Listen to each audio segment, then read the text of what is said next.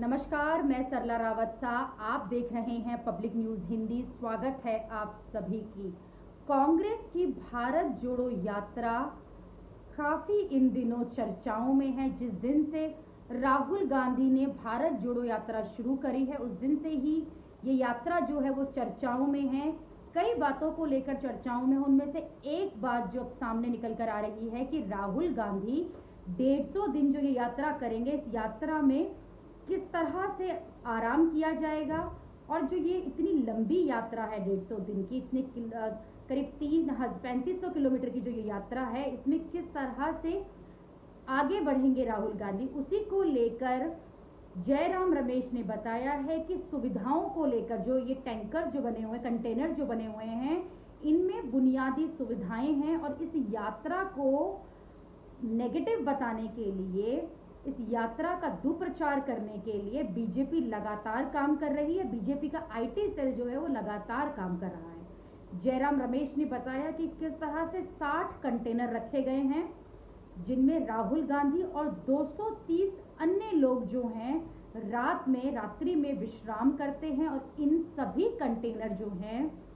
इनमें बेसिक सुविधाएं हैं। यानी कि अगर राहुल गांधी के कंटेनर की बात करें तो उन्होंने बताया कि इसमें एक बेड लगा है, एक छोटा सोफा है, एक एसी लगा और एक मिनी फ्रिज रखा गया। यानी कि बेसिक सुविधाएं दी गई हैं, मूल सुविधाएं दी गई हैं। साथ ही उन्होंने कहा जो अन्य कंटेनर की अगर बात की जाए तो किसी में 2 बेडिंग, किसी में 4 बेडिंग, किसी में 8 बेडिंग वाला है। और रात में इन कंटेनर में आराम किया जाता है और दिन में ये कंटेनर ट्रक में लोड करके आगे की यात्रा पर निकलते हैं। जैसे जैसे राहुल गांधी एक जगह से दूसरी जगह पहुंचते हैं, ये कंटेनर भी इसी तरह से आगे बढ़ते हैं। तो कुल मिला के बेहद रोमांचक लग रहा है देखने सुनने वालों को ये पूरा जो यात्रा है, और जो ये कंटेनर का जो ये तरीका है राहुल गांधी का।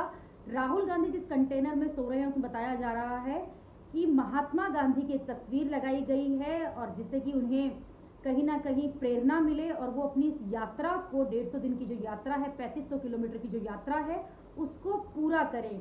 भारत जोड़ो यात्रा कन्याकुमारी से लेकर कश्मीर तक चलेगी, जिसमें अलग अलग राज्यों में राहुल गांधी होते हुए गुजरेंगे और वहां अपने कार्यकर्ताओं से मिलेंगे, वहां अपने वोटरों से मिलेंगे और लोगों तक पहुंचने के लिए यात्रा की जा रही है।